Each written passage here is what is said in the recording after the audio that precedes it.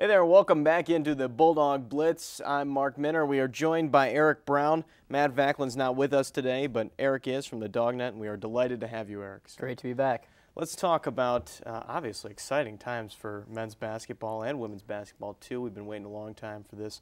They finally clinched the regular season title, and now the tournament runs through Hinkle. A great game, a close game, but they still pulled out the victory against Cleveland State on Saturday.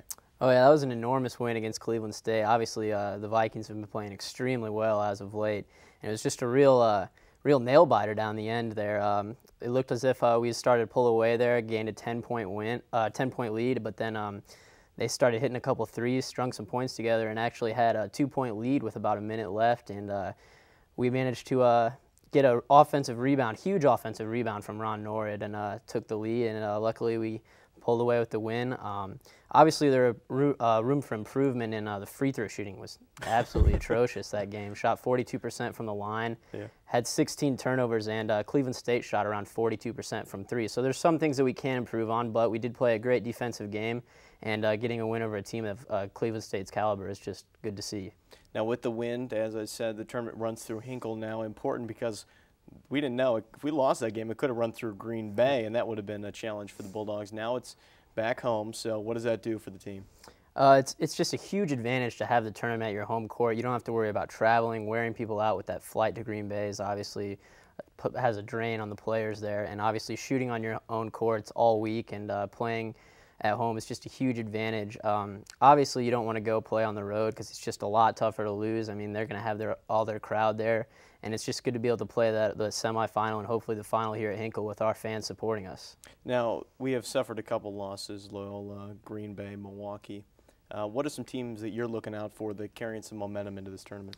Obviously, Cleveland State's playing extremely well right now. They're going to be a tough team to beat in the tournament. Youngstown State's been putting together a couple wins lately. And Wright State's been playing well lately, too. They just got a win over Green Bay on Saturday by 1 point. So they're going to be looking to make some noise in the tournament as well. Obviously, Green Bay is an extremely tough team to beat as well. Whether or not they have Terry Evans, I believe he might be out with a dislocated elbow, but he may or may not come back for the remainder of the Horizon League. But either way, they're still going to be an extremely tough team to beat with Tillema and Shatner on that team. The awards come out, Tillema 6-man, but for the Bulldogs, they get the Player of the Year, Matt Howard. They also get Gordon Hayward on the first team, Newcomer of the Year, Brad Stevens, Coach of the Year. A lot of awards, and just talk, what does this do for the Butler program? It kind of validates their season, being ranked 5th going in. Yeah, obviously individual honors are extremely important, but that's obviously a result as of the way the team has played together with players helping each other out and everything like that. And it also gives us a little bit of media recognition, which always is nice to see. Brad Stevens has done an excellent job this year. One coach actually picked us to finish dead last in the Horizon League, and as you mentioned, picked 5th, starting 3 freshmen. I mean, just the way he's been able to coach these guys and the way the season's gone has just been outstanding. And Matt Howard's had a sensational sophomore year. There's no sophomore slump for him. And obviously Gordon did an excellent job coming in as a freshman. And Shelvin also made the all-newcomer team, I believe, as well. One thing I was a little disappointed with, I thought maybe Willie Veasley might have gotten a little recognition on the all-defensive team, but you can't really complain having 4 guys on the getting awards like that. So it's nice to see, and hopefully we'll be able to finish out the season strongly. On the women's side, their season still has a couple more games left. They had a couple tough opponents, Milwaukee and Green Bay this past weekend. Beat Milwaukee in an overtime match. And then Green Bay, what can you say? Still undefeated in conference play. Lost to them by 5 points. So they still gave them a run for their money, though. Yeah, Green Bay is just a very tough team. We were talking earlier, and you mentioned they're the #1 defensive team in the nation. So, I mean, we scored 65 points against them. But as I mentioned last week, Butler's women's team relies on their defense.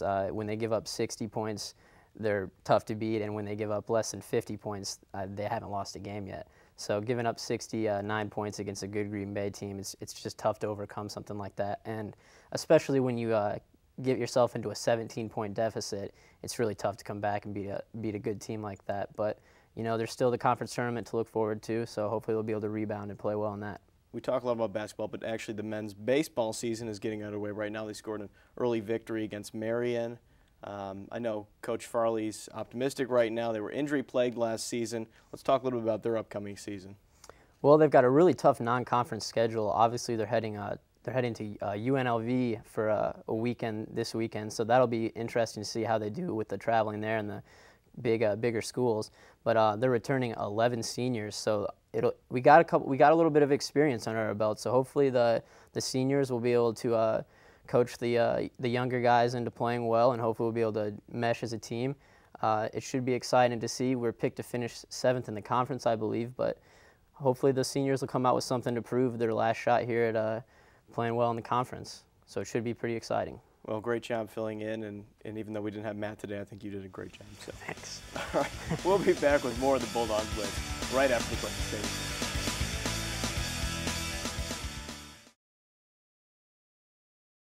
Senior Sarah Lynn Gates finished her career on a high note with a great performance at the Horizon League Championships this past weekend. The 4-day event was a tough one for the swimming team as the Bulldogs finished in 8th, but Gates grabbed a win in the B final for the 200 backstroke. Sarah had the second best time in Butler history, finishing in 2 minutes and 24 seconds. Sophomore Leah Weston and junior Stephanie Moles also finished with personal bests up in Wisconsin. The Butler baseball team is preparing for their upcoming trip to Las Vegas. After a win in the team's first game against Marion, the Bats went silent. They dropped 2 games down in Evansville this past weekend. When they finish up in Vegas, the Bulldogs will take on Purdue at home before heading off to play a 4-game series against Kansas State. This weekend is the last chance to see the men's basketball team play at Hinkle this season. Friday afternoon, the men's and women's tennis teams will get things going with a pair of matches against Eastern Illinois. The men play at 1 p.m. and the women follow with their match starting at 5. The second round of men's basketball games get underway at 6 p.m. and 8 p.m. Saturday, the Bulldogs will play at 7 p.m. Eastern in the first of 2 semifinal games. Those can be seen on ESPNU. The winners of those games will face off for the championship Tuesday at 9 p.m. That will just about do it for this week's episode of The Blitz. We'll be back in 2 weeks, but in the meantime, you can always check us out online at youtube.com/Bulldog Blitz Sports. Or in Central Indiana, you can find The Blitz through Comcast On Demand. Until next time, I'm Mark Minner. We'll see you right back here on the Bulldog Blitz.